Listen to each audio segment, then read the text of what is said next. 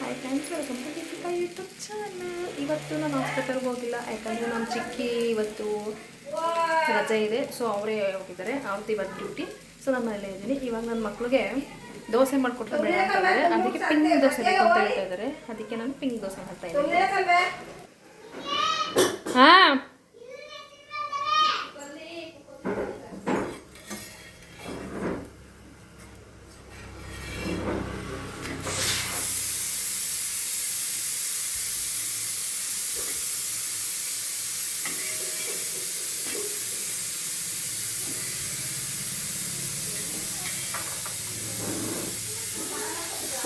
ಅವ್ರು ಹೇಳಿದ್ದೇ ಮಾಡಬೇಕು. ನನಗೆ ಪಿಂಕ್ ದೋಸೆ ಬೇಕು ಅಂದರೆ ಪಿಂಕ್ ದೋಸೆನೇ ಮಾಡಬೇಕು ಸರಿ ಅಂತ.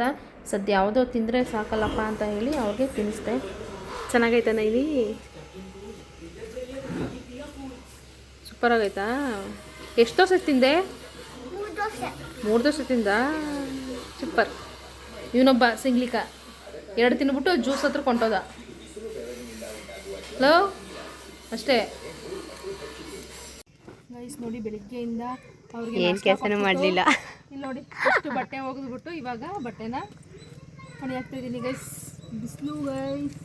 ನಾಷ್ಟ ತಿಂದ್ಬಿಟ್ಟು ಈಗ ಈ ಕೆಲಸ ಮಾಡ್ತಾಯಿದ್ದೀನಿ. ಮತ್ತು ಈಗ ಪಾತ್ರೆಗಳು ನೋಡಿ, ಅಲ್ಲಿ ತೋರಿಸಿ. ಪಾತ್ರೆಗಳು ಎಲ್ಲ ಬೆಳಗ್ಗೆ ಸೈಡ್ ಇಟ್ಟಿದ್ದೀನಿ. ಬೆಳೆದೋಳು ನಾನು. ನನ್ನ ತಂಗಿನೂ ಸಪೋರ್ಟ್ ಮಾಡೋದು, ಅವಳು ಸಪೋರ್ಟ್ ಮಾಡೋದು ಗೈಸ್. ಸುಳ್ಳು ಹೇಳ್ತಾವಳೆ. ಸಪೋರ್ಟ್ ನೀನು ಮಾಡ್ದೋಳ. ಇವಾಗ ಮನೆ ಕಸ ಗುಡಿಸ್ಬೇಕು.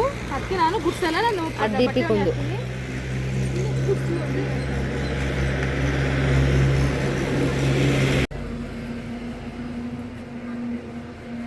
ಅದನ್ನು ನಿಂದೆ ಇಟ್ಕೊಳ್ಳೆ. ನಾನೇ ಕಾಯಿಸ್ಕೊಂಡ್ಬಂದೆ ಕೊನೆಗೂ. ನನ್ನ ಕೈಯಲ್ಲಿ ಎಲ್ಲ ಅಲ್ಲ ಅವಳೇ ಮಾಡೋದು. ಇಲ್ಲ ನಾನು ಮಾಡಿದೆ, ಆದರೆ ಅವಳು ಮಾತ್ರ. ಇವ್ನು ನೋಡಿ, ಇವನು ಎಷ್ಟು ಹೊಡಿತಾನೆ. ನಿಮ್ಮ ಮನೇಲಿ ಯಾರಾದರೂ ತಗೊಳ್ಳೋರಿದ್ರೆ ಗಂಡು ಪಾಪನ ಕಾಂಟ್ಯಾಕ್ಟ್ ಮಾಡಿ ನಮ್ಮನ್ನ. Contact Vikas YouTube channel. ಇವಳನ್ನ ನಾವೇ ತಗೊಂಡು ದುಡ್ಡು ಬಿಡ್ತಿರ್ತೇವೆ. ನೋಡಿಬೇಕಾರೆ ಮುಖ ನೋಡಿ ಗೊತ್ತಾಗುತ್ತೆ. ಹುಚ್ಚಿತರ ಅವಳು. ಜ್ವರ ಬಂದ್ಬಿಟ್ಟವೆ ಅವಳಿಗೆ.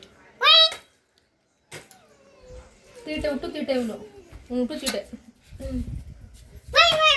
ಮತ್ತು ಸಿಲಿಂಡರ್ ಬುಕ್ ಮಾಡಿದ್ವಿ. ನಮಗೆ ಸಿಲಿಂಡರ್ ಬಂತು. ಅವರು ಪಕ್ಕದ ಮನೆಯವರು ಅವರು ಬುಕ್ ಮಾಡಿದ್ರಂತೆ, ಬಟ್ ಅದೇನೋ ಬುಕ್ ಆಗಿಲ್ಲ ಅಂತ ಹೇಳ್ಬಿಟ್ಟು ಅವರು ಖಾಲಿ ಸಿಲಿಂಡರ್ ತಂದಿದ್ರು. ಅವ್ರು ನೋಡ್ಬಿಟ್ಟು ನಿಮ್ಮದು ಬುಕ್ ಆಗಿಲ್ಲ ಅಂತ ಹೇಳ್ಬಿಟ್ಟು ಅವ್ರಿಗೆ ರಿಟರ್ನು ಕೊಟ್ಟಿಲ್ಲ, ನೀವು ಮತ್ತೆ ಬುಕ್ ಮಾಡಬೇಕು ಅಂತ ಹೇಳ್ಬಿಟ್ಟು ಅವ್ರನ್ನ ವಾಪಸ್ ಕಳಿಸಿದ್ರು.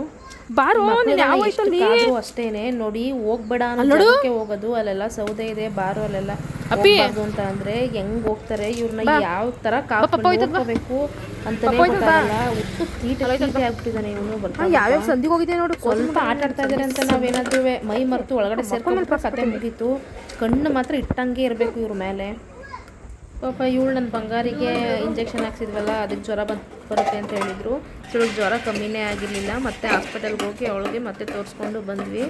ಆದರೂ ಜ್ವರನೇ ಕಮ್ಮಿ ಆಗಿಲ್ಲ. 1 ವೀಕ್ ಆಯಿತು, ಕಮ್ಮಿನೇ ಆಗಿಲ್ಲ ಜ್ವರ. ಅವಳಿಗೆ ಸರಿಯಾಗಿ ತಿನ್ನೋದು ಇಲ್ಲ, ಊಟನೂ ಸರಿಯಾಗಿ ಟೈಮಿಗೆ ತಿನ್ನೋಲ್ಲ. ಮುದ್ದು ಬಂಗಾರ ಆಡಿ. ಇದು ನಮ್ಮ ಮಕ್ಕಳ ಸಂಘ ನೋಡಿ ಯಾವ ಥರ ಓಡೋದ್ರೀಗ.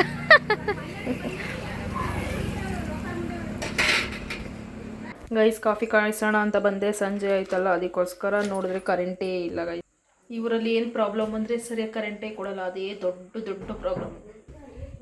ಅದಕ್ಕೋಸ್ಕರ ಕಾಫಿ ಕಾಯಿಸ್ತಾ ಇದ್ದೀನಿ. ಕಾಫಿ ಆ್ಯಂಡ್ ಟೀ ಎರಡೆರಡು ಮಾಡಬೇಕು.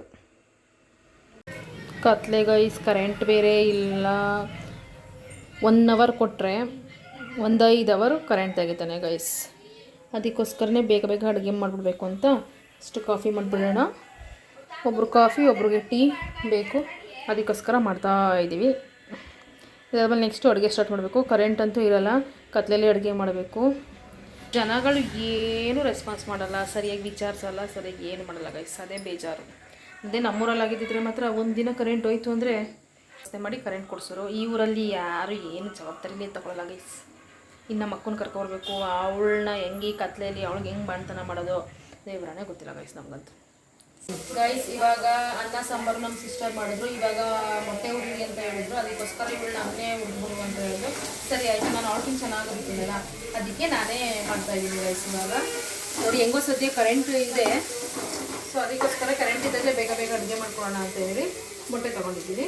ಸೊ ಬೇಗ ಬೇಗ ಮೊಟ್ಟೆ ಹೊಂದ್ಬಿಡೋಣ ಅಂತ ಹೇಳಿ ಅವ್ರದ್ದು ಆಯಿತು, ಅವ್ರ ಡ್ಯೂಟಿ ಆಯಿತು. ಅನ್ನ ಸಾಂಬಾರು ಮಾಡಿ ಇಟ್ಬಿಟ್ಟಿದ್ದಾರೆ. ಇವಾಗ ಮುದ್ದೆ ಒಂದು ಮಾಡಬೇಕು, ಆಮೇಲೆ ಮಾಡ್ಕೊತಾಳೆ. ನಾನಿವಾಗ ಮೊಟ್ಟೆ ಒಂದು ಹೊಡೆದ್ಬಿಟ್ಟು ನಮ್ಮ ಡ್ಯೂಟಿ ನಾವು ಮುಗಿಸ್ತೀವಿ. ಇದಾಗಿತ್ತು ಇವತ್ತಿನ ಮಿನಿ ವ್ಲಾಗ್. ನಿಮಗೆ ನನ್ನ ವೀಡಿಯೋ ಇಷ್ಟ ಆಗಿದೆ ಪ್ಲೀಸ್ ಲೈಕ್ ಮಾಡಿ, ಶೇರ್ ಮಾಡಿ, ತಪ್ಪದೆ ಫಾಲೋ ಮಾಡಿ. ಬಾಯ್.